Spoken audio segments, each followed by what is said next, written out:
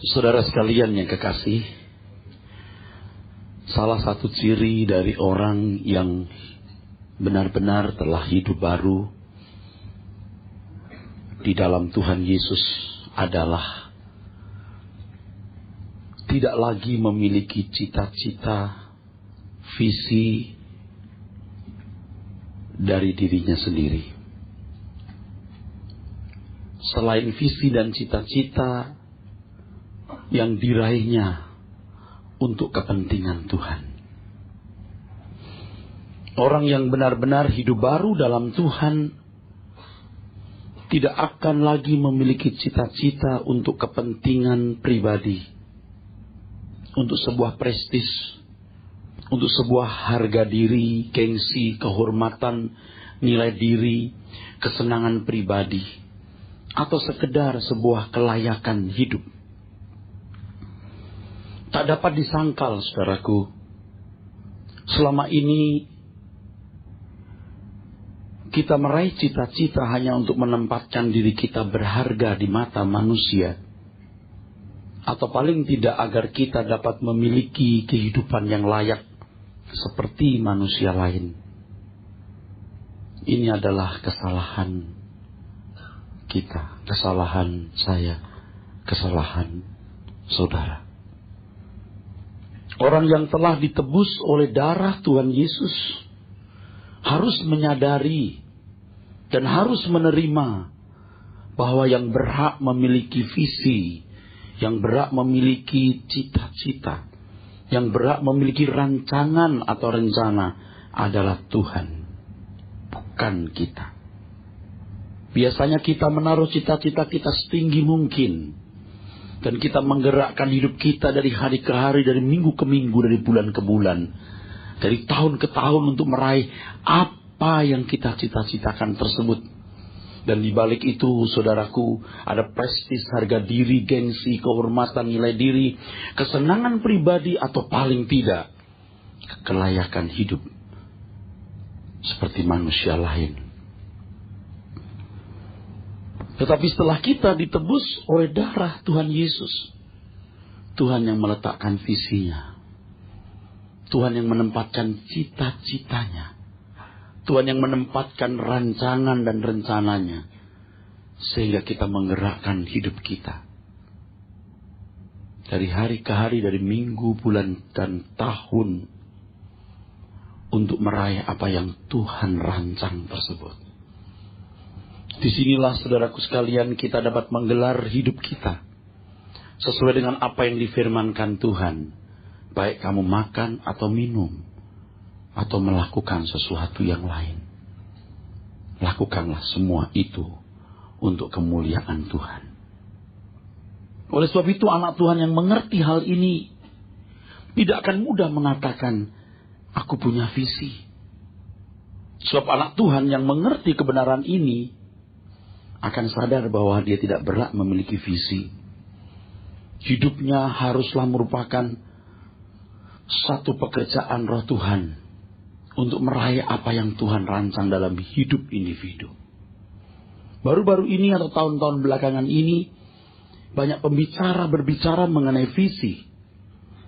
Kita harus punya visi, katanya. Kita harus punya visi. Dan itu berdasarkan satu ayat dalam Perjanjian Lama yang mengatakan, umatku binasa karena tidak memiliki visi. Membaca ayat itu, lalu mengisinya dengan pengertian bahwa setiap umat pilihan Tuhan harus punya visi. Visi yang sejajar dengan cita-cita, sejajar dengan rancangan dan rencana pribadi, untuk mencapai sesuatu yang dianggap sebagai tujuan. Padahal saudaraku, ayat itu tidak berbicara mengenai visi manusia. Umatku binasa karena tidak memiliki visi. Itu visi Tuhan, bukan visi manusia. Keluarnya Abraham dari Ur Kasdim itu visi Tuhan. Tuhan menempatkan bangsa Israel di tanah Kanaan, itu visi Tuhan. Sementara waktu Tuhan menempatkan umat Israel di Mesir selama 430 tahun juga visi Tuhan. Tuhan mengembalikan umat Israel ke tanah Kanaan dengan lengan yang kuat melalui hambanya Musa dan Yosua. Itu juga visi Tuhan. Dan Tuhan menempatkan bangsa Israel di tanah Kanaan supaya dari bangsa itu akan lahir Mesias. Juga visi Tuhan, bukan visi manusia. Nggak tahu bagaimana orang mensahkan atau melegalisir bahwa kita boleh punya visi. Saudaraku sekalian, memang logikanya dan fairnya, adilnya, kalau kita telah dimiliki Tuhan, maka kita tidak berhak memancangkan cita-cita. Kehidupan kita harus diatur oleh Tuhan. Kehidupan kita harus dikendalikan oleh Tuhan. Itulah sebabnya Roh Kudus ditaruh dalam diri kita. Dan Tuhan Yesus berkata, Roh itu akan memberitahukan kepadamu segala sesuatu yang dikehendaki oleh Bapa. Untuk apa Roh itu memberitahukan kepada kita segala sesuatu yang dikehendaki oleh Bapa? Agar kita melakukan apa yang dikehendaki oleh Bapa. Nah, kehidupan seperti ini, saudaraku sekalian, kehidupan yang digambarkan oleh Paulus sebagai tawanan roh. Tawanan roh. Kisah Rasul pasal 20 ayat 22 dan 23. Saudara membaca ayat ini, Kisah Rasul pasal 20 ayat 22 dan 23, harus memahami bahwa ini kesaksian hidup anak Tuhan yang normal. Kehidupan anak Tuhan standar. Jadi semua kita juga harus punya standar seperti ini. Walaupun kasusnya beda, tapi esensinya sama. Kisah Rasul 20 ayat 22 dan 23. Tetapi sekarang sebagai tawanan roh, aku pergi ke Yerusalem, dan aku tidak tahu apa yang akan terjadi atas diriku di situ. Selain daripada yang dinyatakan Roh Kudus dari kota ke kota kepadaku, bahwa penjara dan sengsara menunggu aku. Ini sosok manusia yang punya karunia ganda. Dan saudara punya kesempatan punya karunia ganda seperti ini. Alkitab mengatakan kamu dikaruniai bukan hanya untuk percaya, tetapi juga untuk menderita. Paulus, saudaraku sekalian, seorang pengikut Kristus yang sejati. Hendaknya kita tidak menganggap Paulus sebagai anak Tuhan super yang memiliki ukuran iman dan ukuran kesusilaan khusus. Ia adalah model anak Tuhan yang normal. Oleh sebab itu, dari sepak terjang hidup dan pelayanannya, kita dapat meneladani hal-hal yang indah. Jadi jangan takut, saudaraku. Kita memahami kebenaran sedalam-dalamnya, menangkap kebenaran seorisinil mungkin, dan berusaha untuk mengenakannya. Prinsipnya adalah kejar kebenaran dan bayarlah. Kejar kebenaran dan bayarlah. Ada pernyataan Paulus lain dalam Kisah Rasul pasal 18 ayat yang ke-21, saudara. Ia minta diri dan berkata, aku akan kembali kepada kamu jika Allah menghendakinya. Lalu bertolaklah ia dari Efesus. Peristiwa ini terjadi pada perjalanan penginjilan Paulus kedua. Paulus menolak tinggal di kota itu sekalipun dimohon-mohon untuk tetap tinggal di sana. Paulus meninggalkan Priskila dan Aquila, rekan-rekan sepelayanan, dan berkata, aku akan kembali jika Allah menghendaki. Kalimat ini menunjukkan sikap Paulus terhadap Tuhan yang dilayani dan sangat dihormatinya. Paulus tidak akan bertindak jika Tuhan tidak memerintahkannya. Ini adalah kehidupan seorang yang diatur oleh Tuhan. Menyerah pada pengaturan Tuhan. Tidak mengatur diri sendiri, tetapi membiarkan, mengizinkan Tuhan mengatur hidupnya. Ini ciri kehidupan orang Kristen yang dewasa. Di dalam Injil Yohanes pasal 21 ayat 18 dan 19. Tuhan berkata kepada Petrus, Petrus, ketika engkau masih muda, engkau ikat pinggangmu. Dan engkau pergi kemana engkau suka. Tetapi ketika nanti kamu sudah tua, kamu akan mengulurkan tangan, orang lain mengikat engkau dan dibawa ke tempat yang kau tidak suka. Dengan cara demikian Petrus memuliakan Tuhan. Dan itu menunjuk kematian Petrus, saudaraku. Dalam sejarah gereja dikisahkan Petrus mati dengan disalib dengan kepala di bawah. Menurut sejarah gereja atau tradisi sejarah gereja, Petrus berkata, Tuhanku disalib dengan kepala di atas. Aku tidak layak disalib dengan kepala di atas. Aku rela disalib dengan kepala di bawah. Ini Petrus tua. Petrus muda, Petrus yang suka-suka sendiri, semau gue. Apa yang menjadi keinginan, kehendak, hasrat, cita-cita, visi, rancangan, dia lakukan, dia laksanakan, dia penuhi. Tetapi Petrus tua adalah Petrus yang diikat oleh orang lain dan dibawa ke tempat yang tidak ia sukai. Siapa yang membawanya, saudara? Tuhan. Tuhan yang merancang Petrus memberikan pengabdiannya bagi Tuhan secara menakjubkan. Tidak sedikit orang Kristen yang hidupnya di bawah pengaturan diri sendiri. Tanpa sadar sebenarnya orang-orang seperti ini hidup di bawah kontrol kuasa kegelapan. Hasrat-hasrat yang dia miliki, yang menurut pertimbangannya halal, tidak melukai sesama, tidak merugikan orang lain. Tidak melanggar hukum, tetapi di luar rancangan Tuhan. Itu hasrat-hasrat yang digerakkan oleh spirit dari neraka. Akibatnya sederhana, kelihatannya, tapi tidak. Rancangan Tuhan dalam hidupnya tidak digenapi. Itu cukup membinasakan dia. Fatal itu. Setiap kita ini punya keelokan yang tiada tara. Dengan DNA khusus, dengan enzim khusus, dengan potensi-potensi khusus. Dan pasti setiap anak Tuhan itu mengandung atau memuat rancangan Tuhan yang dahsyat. Dan setiap kita harus menemukan rancangan tersebut. Sebelum kita menutup mata menghadap Sang Pencipta kehidupan, Sang Khalik. Kita harus menemukannya, saudara. Kita telah melewati tahun-tahun panjang di mana kita berbuat kesalahan. Dulu kita melihat orang buat apa, kita ikut. Orang bercita-cita apa, kita ikut. Orang punya apa, kita juga ingin punya. Kita umbar nafsu kita. Dan seolah-olah kita berhak menempatkan cita-cita kita pribadi setinggi-tingginya. Dan menggerakkan hidup kita. Mengerahkan seluruh tenaga kita untuk meraih cita-cita itu.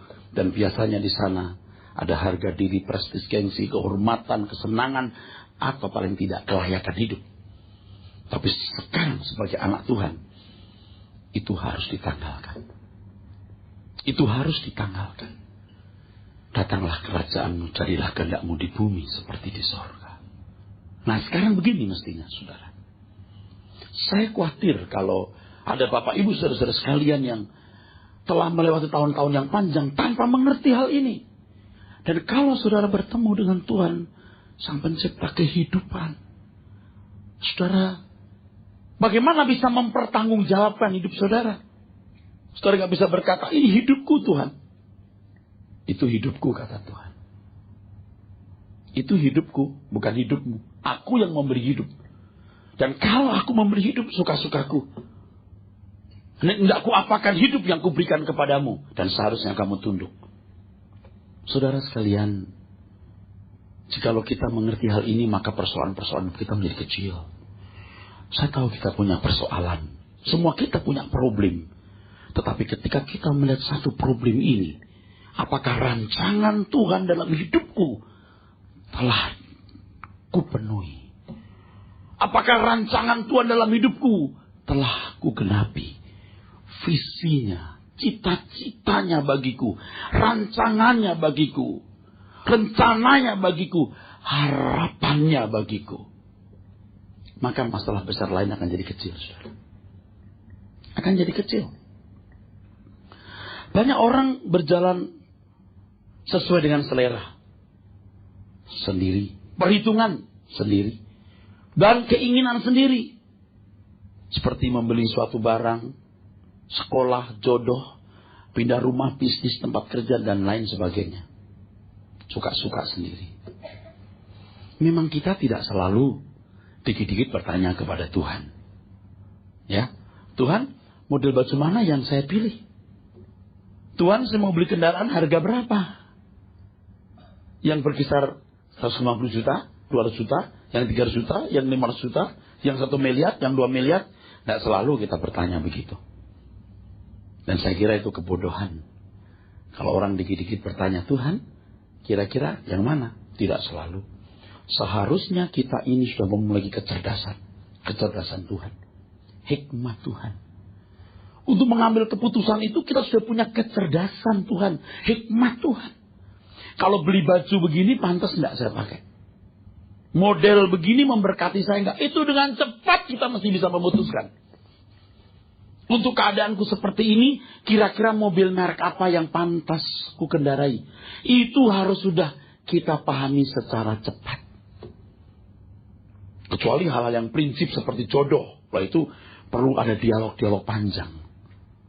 Tapi sebenarnya kalau dari anak-anak dilatih mengenal kebenaran, tunas remaja dilatih kebenaran, ketika remaja diajar kebenaran, ketika muda diajar kebenaran, dia punya standar hidup, standar moral, cita rasa jiwa, itu pun berkualitas.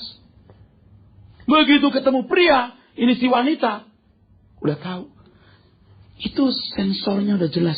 Bukan pria seperti ini mah sampah. Ditinggalin.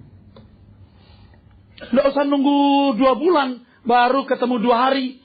Dari cara dia berbicara, sudah tahu. Yang begini mah nggak pantas jadi papi anak-anakku. Ini bisa jadi sapi. Tapi kadang-kadang memang harus ada pergumulan doa. Karena jodoh itu bisa menciptakan surga atau neraka dalam hidupmu di bumi ini, nak. Tanya Tuhan, siapa tulang rusukku? Demikian kata Joko. Oh Tuhan, siapa tulang rusukku? Supaya jangan dia dapat tulang babi. Wanita juga mulai bertanya. Ini si Endang. Tuhan, aku tulang rusuknya siapa? Supaya aku jadi tulang rusuk orang. Agar aku tidak ditempatkan sebagai tulang kaki. Atau kalau pria berdoa, Tuhan, temukan aku tulang rusuk yang baik. Supaya dia mau ditaruh di rusuk. Bukan mau jadi tulang kepala. Harus digumuli saudara. Tapi kalau anak Tuhan yang berjalan dengan Tuhan. Itu saudaraku sekalian. Peka. Nggak usah nunggu 2 bulan. Baru bergaul 2-3 hari. Langsung tahu. Yang begini mah bikin aku TBC. Nggak kawin dia. Dia pria-pria perhatikan ya. Banyak wanita-wanita cantik. Lemah gemulai. Very beautiful. Begitu nikah. Nggak usah 30 tahun. 3 bulan TBC. Ada seorang pria yang mensyukuri. Pada waktu dia masih muda. Dia bertemu seorang gadis cantik. Nyaris mau berpacaran. Itu gadis cantik. Ini di lingkungan gereja, saudara. Di gereja itu lebih banyak wanitanya daripada prianya. Jadi pria jadi komoditi non migas yang laku di tempat itu. Nah, pria ini termasuk salah satu favorit lah. So, pria ini bisa main musik, bisa ngarang lagu, bisa pimpin vokal grup. Wah, jadi lumayan lah harganya itu lumayan gitu. Nah, ada wanita di situ, keluarga dari pendeta setempat yang rupanya taruh hati. Ini si pria juga mulai, parabola cintanya mulai agak bergeser gitu. Untung nggak jadi. Beberapa belas puluh tahun kemudian, ketika bertemu, ini si pria berkata, syukur aku tidak menikah dengan wanita ini. Kenapa? 1, badannya berubah total seperti Mike Tyson. Padahal dulu ramping, cantik, kuku jarinya itu begitu mulus. Si pria sempat berpikir begini, seperti bintang film Hong Kong ya. Tapi bukan masalah body, masalah karakter. Bengisnya minta ampun. Suaminya mati. Pria ini berkata, seandainya aku kawin dengan wanita ini, aku juga sudah ada menteng pulau. Jadi saudara sekalian jangan main-main dengan jodoh ya. Kalau mau cari jodoh harus buka mata lebar-lebar. Kalau perlu pakai mikroskop. Mungkinlah virus-virus yang belum dimatikan. Mikroskop. Kalau mau cari jodoh harus buka mata lebar-lebar. Nggak bisa cuma pakai peragaan sebentar lalu cocok. Take hand. Mana bisa seperti beli kucing dalam karung. Emangnya berteman 2 minggu apa? Selama hidup di dunia. Itu kalau perkawinan Kristen tidak boleh cerai. Hah? Tidak boleh. Take him, take her. Tidak bisa. Harus pakai mikroskop baik-baik. Sehari, 2 hari, seminggu, 2 minggu, 3 bulan, 4 bulan. Mungkin masih ada virus-virusnya. Bengisnya, liarnya, mata duitannya, mata keranjangnya. Buang keranjangnya, tinggal matanya. Makanya, saudaraku, tidak gampang. Tidak gampang. Kalau cari jodoh, buka mata lebar-lebar. Begitu menikah, tutup mata, rapat-rapat. Nasi sudah jadi bubur, makanlah bubur itu. Bagaimana kita bisa membangun kepekaan, Pak? Yang pertama, tidak bisa saudara harus mengenal kebenaran firman. Kebenaran firman itu membuat orang cerdas. Masa Pak? Percaya saudara. Ini kekayaannya luar biasa. Anda punya waktu 100 tahun, 1000 tahun mengupas kebenaran Alkitab. Tidak cukup. Gali kekayaan firman Tuhan. Saudara akan punya kecerdasan. Dengan sendirinya. Saudara punya kecerdasan. Ini tidak pantas. Itu yang pantas. Kehendak Tuhan ini, bukan itu. Automatically. Dengan kecepatan yang tinggi. Saya percaya kita perlu sekali tanya kepada Tuhan.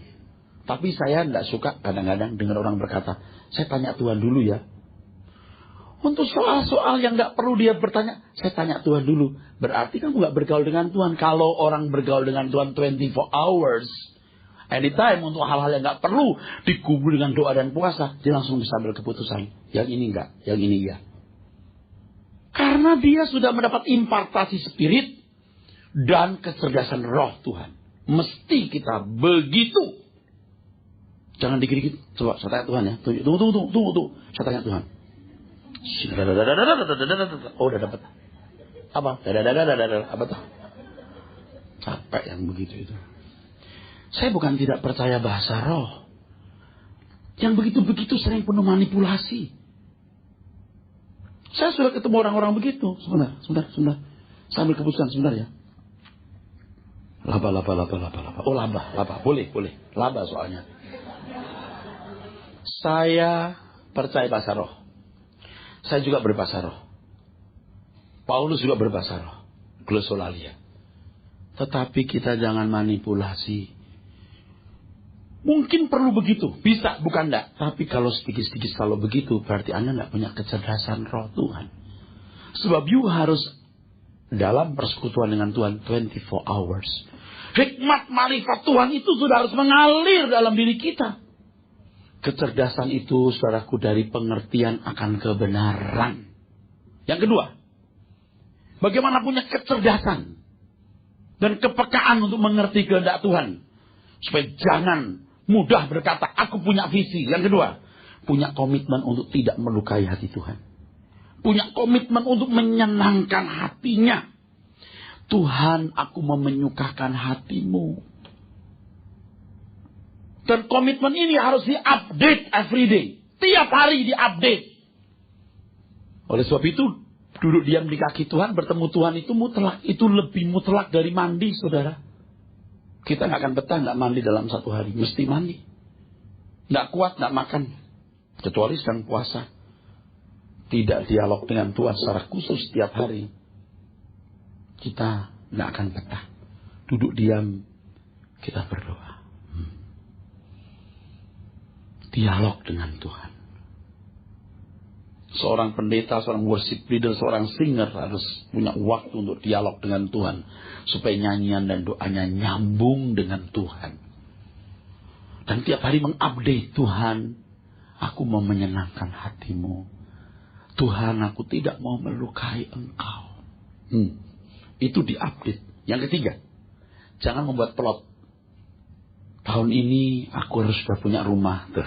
Yang begini nih. Kampungan ini. Wajar itu Pak? Enggak.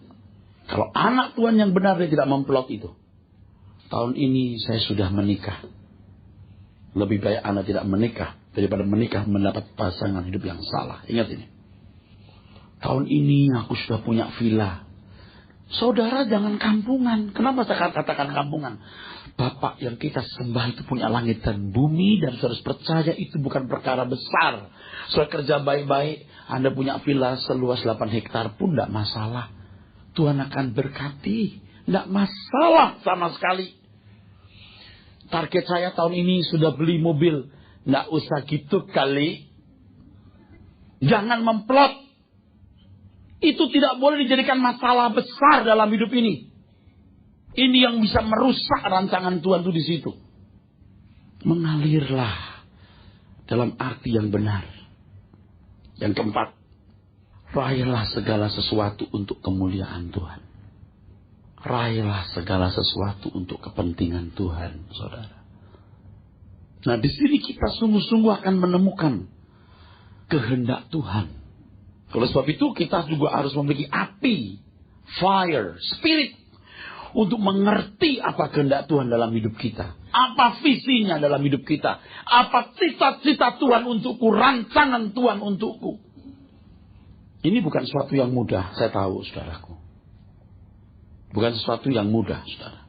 Kalau kita belajar kebenaran firman Tuhan, kita punya komitmen untuk tidak melukai hati Tuhan. Komitmen untuk menyukakan, menyenangkan hatinya. Tidak punya plot dan meraih segala sesuatu untuk kepentingan Tuhan, saudaraku. Tuhan akan mengajarkan kehendaknya. Dan itu membuat hidup kita berat. Berat. Dulu ada lagu, ini lagu apa namanya? Mungkin saudara pernah dengar ya. Jalan serta Yesus, jalan sertanya setiap hari. Jalan serta Yesus, serta Yesus selamanya. Wah, lagunya itu kelihatan ceria gitu, menyenangkan gitu, ya. Kelihatan menyenangkan gitu ya, saudara. Ini dari saya muda, saya sudah nyanyikan lagu ini, saudara, ya. Jalan serta Yesus, jalan sertanya setiap hari. Jalan serta Yesus, jalan sertanya selamanya. Enak ya. Tapi saya mau beritahu waktu Anda jalan pertama dengan Tuhan itu berat. Kenapa berat? Sebab saudara yang harus menyesuaikan diri kepada kehendaknya. Bukan Tuhan yang menyesuaikan diri kepada kehendak saudara. Nah, banyak orang itu ya berurusan dengan Tuhan itu bukan minta konfirmasi dulu langsung legitimasi. Bukan minta persetujuan dulu langsung minta pengesahan. Misalnya gini. Seorang anak berkata kepada mama papanya, "Mama, papa, ongkos." Papa mamanya nanya, "Apa nih?" "Ongkos. Aku mau pergi ke Singapura." "Ongkos." Papa mama belum bilang boleh atau enggak boleh. Main ongkos aja loh. Mesti tanya dulu, "Mama, papa, saya mau ke Singapura, boleh enggak?" Konfirmasi dulu baru legitimasi, disahkan, boleh, dibayarin. Nah, kita kadang-kadang begitu, saudaraku. Bukan kita yang harus menyesuaikan diri kepada Tuhan, Tuhan suruh supaya menyesuaikan diri dengan kita. Ya Tuhan, aku jatuh cinta kepada wanita itu. Cantiknya Tuhan. Oh Tuhan, tolonglah. Aku cinta dia. Tanya dulu Tuhan, wanita ini cocok enggak untukku? Oh Tuhan, tolonglah. Aku cinta dia. Tuhan bilang sebodoh. Tuhan belum kasih konfirmasi, minta legitimasi. Ya Tuhan, berkatilah cita-citaku. Cita-citaku. Tuhan belum kasih konfirmasi. Tuhan berkatilah Tuhan, cita-citaku. Aku menjadi dokter hewan. Bukan tidak boleh punya cita-cita. Tuhan mau kita punya cita-cita. Tapi cita-citanya. Kamu dokter hewan, nak. Kamu dokter gigi, nak. Kamu dokter umum. Bisa. Tuhan mau jadikan Anda pedagang aneka. Mau jadi dokter hewan. Dicakar monyet, entar. Saudara, tapi penghiburan yang saya mau beritahu kepada saudara. Dalam kesalahan Tuhan bisa rubah untuk kemuliaannya. Jadi kita yang sudah melakukan banyak kesalahan, asal hari ini bertobat dan berkata, Tuhan, bagaimana keadaan ini Tuhan? Bisa enggak Tuhan mengampuni aku, memulihkan, memutihkan? Bisa. Tuhan bisa rubah. Walaupun hasilnya tidak semaksimal seperti kalau sejak muda kita mulai berjalan dalam rancangan Tuhan. Jadi jalan serta Yesus. Nggak gampang. Kita yang menyesuaikan diri dengan Tuhan. Nah, nyanyian itu kan nyanyian untuk orang-orang yang mungkin dulu zaman saya masih belum mengerti kebenaran yang orisinil ya. Sebab kita percaya kuasa Tuhan. Percaya kepada Tuhan berarti percaya energinya. Woi. Percaya kepada Tuhan berarti percaya kekuatan kuasanya. Itu orang Kristen yang nggak dewasa. Orang Kristen yang dewasa percaya kepada Tuhan, percaya kekuatan kehendaknya. Percaya kepada Tuhan itu percaya kekuatan kehendaknya, bukan percaya kekuatan kuasanya. Kekuatan kuasanya memang tidak perlu dilakukan. Kalau orang pergi ke dukun, pasien yang ke dukun tidak mempersoalkan apa kehendak sang dukun. Yang diyakini kuasa sang dukun. Yang penting seremonial, yang penting ritualnya dipenuhi. Dukun itu minta apa? Oh, minta ayam hitam, kulit hitam, bulu hitam, dan mata hitam. Ayam picak maksudnya. Bunga 7 rupa dan kemenyan yang dibakar.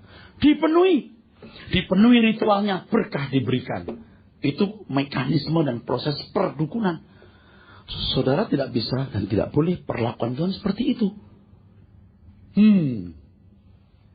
Kita datang kepada Tuhan. Kita imani kuasanya. Tuh lihat tuh. Tuh praktek perdukunan. Kita sembah-sembah, kita puji-puji Tuhan. Lalu ada pemulihan ekonomi. Pemulihan kesehatan. Saya bukan tidak percaya Tuhan hadir menyembuhkan, memulihkan. Tapi kalau mekanisme itu menjadi satu form, satu bentuk, satu format, sesat. Biasanya kalau ada komunitas dengan pola demikian, maka perlu sosok-sosok tokoh-tokoh yang menjadi mediator antara Allah dan manusia. Sudah ngawur, saudara. Sudah ngawur. Yang kita percayai itu bukan kekuatan kuasanya, tapi kekuatan kehendaknya. Kuasanya pasti Tuhan berikan kepada kita. Puji Tuhan, saudara, kita boleh mengerti hal ini. Berjalan dengan Tuhan, saudara. Wow, indah sekali. Kita harus sesuaikan diri dengan Tuhan. Ini namanya berjalan dalam roh. Pneumatikai stoikomen. Terus ikuti kehendak roh. Wah, itu dari segala hal. Tuhan berkata, tidak usah tersinggung. Kita belajar tidak tersinggung. Tuhan bilang, marah. Ini salah ini anakmu. Marah. Harus berani marah. Kalau Tuhan Roh Kudus bilang, jangan marah. Saatnya tidak tepat untuk marah sekarang. Kita tidak perlu marah saat itu. Marahnya disimpan. Masukkan freezer. Ntar dikeluarin lagi. Harus bijak. Nah, berjalan dengan Tuhan itu begitu, saudaraku. Di situ rancangan Tuhan akan digenapi dalam hidup kita. Amin. Luar biasa. Di dalam Yakobus pasal 4. Yakobus menasihati kita agar kita tidak melupakan Tuhan dalam perencanaan. Yakobus 4 dari ayat yang ke-13. Jadi sekarang, hai kamu yang berkata, hari ini atau besok kami berangkat ke kota Anu, dan di sana kami akan tinggal setahun, dan berdagang serta mendapat untung. Sedang kamu tidak tahu apa yang akan terjadi besok. Apakah arti hidupmu? Hidupmu itu sama seperti uap, yang sebentar saja kelihatan lalu lenyap. Ya, sebentar, itu dulu. Bukan tidak boleh berdagang dapat untung. Bukan tidak boleh. Tapi apakah kita mengkonfirmasi rencana rancangan kita itu dengan Tuhan? Kalau orang mengenal kebenaran, punya komitmen mau menyukakan hati Tuhan, tidak memplot apa yang dia ingini atau yang dia cita-citakan, ingin meraih segala sesuatu untuk kemuliaan Tuhan, itu otomatis kita kerja dengan Tuhan. 24 jam yang kita pikirkan seiring dengan Tuhan. Saya bicara begini bukan sebagai orang yang sempurna. Justru saya sudah berkali-kali jatuh bangun di sini. Udah ngerti, saya telah berbuat banyak kesalahan. Hidupku seperti Uap. Walah Pak, ini mah lebay. Mosok kayak uap, lebay. Enggak, ini enggak lebay Pak. Ini firman Tuhan, ini enggak hiperbola. Coba Bapak Ibu yang usia 50 tahun kira-kira. Atau 45 tahun ke atas. Rasanya baru kemarin kita gendong anak kita. Sekarang udah besar bisa bawa mobil. Rasanya baru kemarin. Dulu saya punya ponakan suka nginep di rumah kecil. Wanita. Kalau ke rumah menginap, kita ke supermarket, saya taruh di troli. Saya dorong. Belum punya anak. Wah. Manggil saya Tai Jicong. Tai Jicong itu suami dari cici mamanya. Kakak mamanya. Tai Jicong. Sekarang dia sudah punya anak. Anak yang sudah panggil saya Tai Jikung. Tai Jikung itu artinya kungkung. Opa. Mbah Eyang. Eyang Erastus. Saya lihat muka saya di cermin. Semudah ini dipanggil Opa.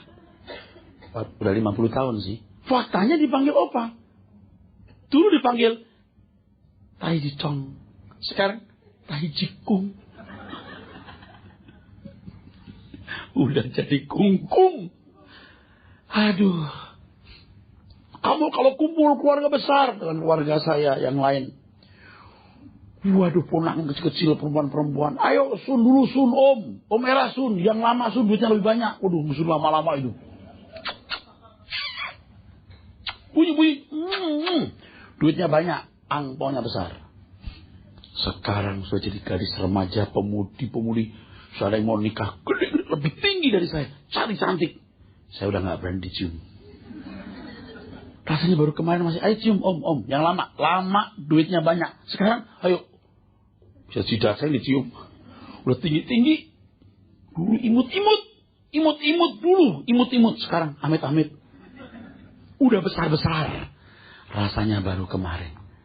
Nanti gak lama lagi kita tidur di tempat tidur udah. Susah menggerakkan badan. Udah uzur. Kalau pakai istilah kita, usia indah. Usin. Lalu yang panggil kita Tai Jikung. Sudah jadi pemuda-pemudi yang mau menikah lagi. Sebentar lagi. Seperti uap. Sebelum saudara menguap, bertobatlah. Jadi, baca lagi. Biar yang sombong kapok. Baca lagi. Jadi sekarang, hai kamu yang berkata, hari ini atau besok kami berangkat ke kota Anu, dan di sana kami akan tinggal setahun, dan berdagang serta mendapat untung, sedang kamu tidak tahu apa yang akan terjadi besok. Terus. Apakah arti hidupmu? Hidupmu itu sama seperti uap, yang sebentar saja kelihatan lalu lenyap. Sebenarnya kamu harus berkata, jika Tuhan menghendakinya, kami akan hidup dan berbuat ini dan itu. Jika Tuhan menghendakinya kami, apa? Akan. Jika Tuhan menghendakinya, akan hidup. Kalau Tuhan tidak menghendaki, Anda nggak hidup. Kok bisa sombong loh? Kalau mau mati nggak usah nunggu naik pesawat Boeing 747 itu Airbus meledak kena typhoon. Makan ikan asin yang kelelak bisa mati orang. Lah kok orang bisa sombong loh? Sekarang kita harus tanya diri kita sendiri, aku ini di posisi apa? Sudah mengenapi rencana Tuhan belum? Nah Tuhan itu saudaraku menghendaki kita memiliki sikap hati yang benar ini. Jika Tuhan menghendaki aku akan hidup. Amin. Dan berbuat ini berbuat itu. Jika Tuhan menghendakinya. Tuh. Nah kini menjadi filosofi hidup kita saudara. Ya. Yuk kita mengakhiri sisa umur hidup kita secara manis atau dengan cantik di hadapan Tuhan. Kalau anak-anak belum bisa memahami apa yang saya khotbahkan, orang tua dulu. Nanti anak-anak akan melihat. Jadi penjelasannya dari orang tua. Wah Pak, tapi mengerti kehendak Tuhan sulit Pak. Gelap, abstrak. Tidak. Kalau Anda belajar terus Anda bisa. Latihan demi latihan untuk menangkap dan menemukan pimpinan Tuhan membuat kita peka. Ingat, belajar firman Tuhan, punya komitmen yang dibaharui. Aku mau menyenangkan hatinya. Jangan plot. Mengeplot keinginan-keinginan saudara. Dan raih segala sesuatu untuk kepentingan Tuhan. Latih itu. Jangan hanya mendengar firman Tuhan lalu setuju. Amin. Percaya bener ini bener. Nggak cukup. Praktek. Wah susah Pak. Praktek bisa Pak. Saya punya teman tuh nggak bisa berenang. Udah tua. Anaknya udah kuliah. Beberapa waktu yang lalu waktu kita jalan-jalan sama-sama. Wah dia belajar berenang. Gebuk. Susah. Bisa. You latihan terus bisa. Orang yang nggak belajar langsung sungguh lihat orang berenang. Bingung kok bisa ya. Tapi kalau dia masuk air. Kok rasanya ambles melulu ya. Lebih bingung lagi lihat orang badannya gemuk. Bisa mengapung di air gini. Karena tahu art seninya, skillnya. Jangan hanya teori, praktek. Nggak cukup saya ajarin begini. Ini loh gaya katak. Ini loh gaya dada. Harus praktek. Kalau nggak praktek, udah tahu Pak teorinya. Gaya dada. Langsung masuk di kedalaman air. Kolam renang yang 4 meter. Langsung gaya dada. Yes, dada bener. Dada ambles. Bener-bener dada. Itu gaya dada yang sempurna. Mau gaya dada masuk kolam renang yang 4 meter. Plus langsung. Dada. Dia benar-benar dada. Ambles. Bapak Ibu kalau praktek bisa. Pasti bisa. Latihan demi latihan akan memampukan saudara. Untuk bisa. Mampu. Tidak ada pilihan. Sebab Tuhan Yesus gembala yang baik. Kalau kita menjadi domba-dombanya, kita harus jalan di belakang gembala. Iblis mengacau. Supaya kita tidak melibatkan Tuhan dalam seluruh gerak hidup kita. Sehingga pertimbangan-pertimbangan yang muncul dalam benak kita bukan berasal dari Allah. Kalau sudah demikian, berarti kita dalam pemilikan iblis bukan melaksanakan rencana Allah, tapi rencana sendiri yang dimotori oleh kuasa dari neraka. Dalam nama Yesus jangan terjadi itu. Kita harus memperlakukan Tuhan secara real. Dan memang Allah itu real. Dan lihat bagaimana tokoh-tokoh iman dalam Alkitab. Dahsyat. Kenapa? Mereka begitu yakin Allahnya hidup. Dan mereka benar-benar punya pengalaman dengan Tuhan. Tuhan yang sama mau kita alami. Tuhan yang sama memberi diri supaya kita bisa alami. Kebenaran ini jangan saudara hanya aminkan saat ini. Lakukan. Kenakan dalam hidup saudara. Dan alami Tuhan. Amin.